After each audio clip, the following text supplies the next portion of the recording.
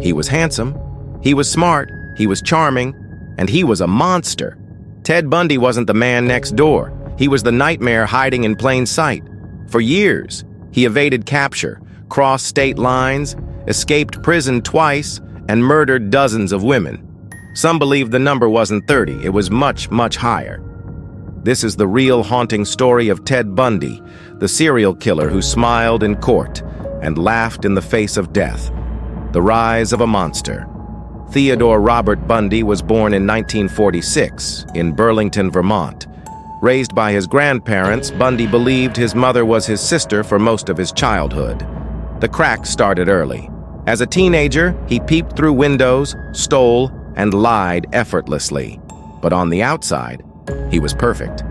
A law student, a Republican campaigner, a man with dreams of becoming a governor. He had a girlfriend, friends, a future. No one saw the predator lurking beneath. But something snapped in 1974. Women began disappearing in Seattle, then in Utah, then in Colorado, each one young, brunette, parting her hair in the middle, just like the girlfriend who broke his heart years earlier. The pattern wasn't just coincidence, it was obsession. Hunting in broad daylight, most serial killers hunt in the dark. Ted Bundy hunted in the sun. He lured women in public places, beaches, libraries, college campuses, often pretending to be injured. "Can you help me carry these books?" "My arm is broken, can you help me to my car?" And they did. Because he didn't look like a killer, he looked like a boyfriend. Once in his car, a tan Volkswagen Beetle, the doors had no handles. They couldn't get out. That's when he became the real Ted Bundy. Some he strangled, some he bludgeoned, others he revisited their bodies. He was calculated, cold, and terrifyingly ordinary.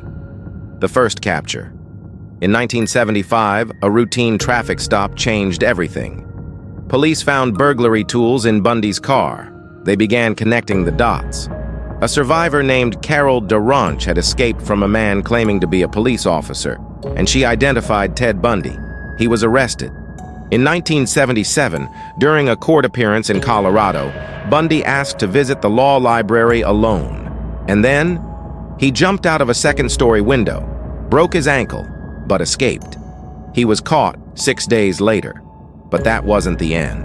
The escape that shocked America. Later that year, he escaped again.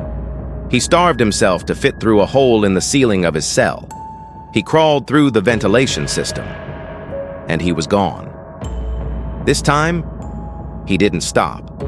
He made his way to Florida, changed his name, and attacked again. In January 1978, he broke into a sorority house at Florida State University. In just minutes, he bludgeoned and strangled 4 women, killing 2. Weeks later, he kidnapped and murdered 12-year-old Kimberly Leach. This was no longer a man seeking revenge. This was a serial killer in free fall. The trial of the century.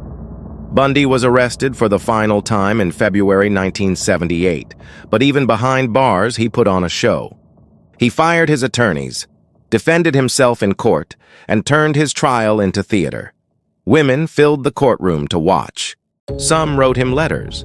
Some even fell in love with him. It was the first televised murder trial in U.S. history, and Bundy loved the spotlight. But the evidence was overwhelming. Bite marks, witnesses, blood. He was found guilty. And on January 24, 1989, Ted Bundy was executed in the electric chair at Florida State Prison. Outside, a crowd cheered and held signs, "Burn, Bundy, burn, the dark legacy." Officially, Bundy confessed to 30 murders. But investigators believe the real number could be 100 or more. He never showed remorse. He manipulated until the end. Some say he was a psychopath, others a narcissist, maybe both. What made Ted Bundy so terrifying wasn't just his crimes, and it was his face, the friendly, trustworthy face of evil. He looked like anyone, and that's what made him deadly.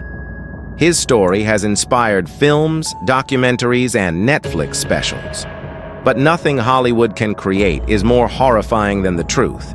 If you thought Ted Bundy was the most chilling killer of his time, wait until you meet Jeffrey Dahmer, the man who ate his victims, stored their remains in his fridge, and smiled as he confessed.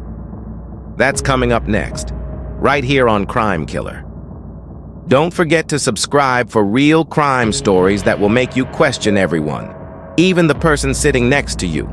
Because in our world, monsters don't hide under the bed. They wear suits, smile politely, and ask for help.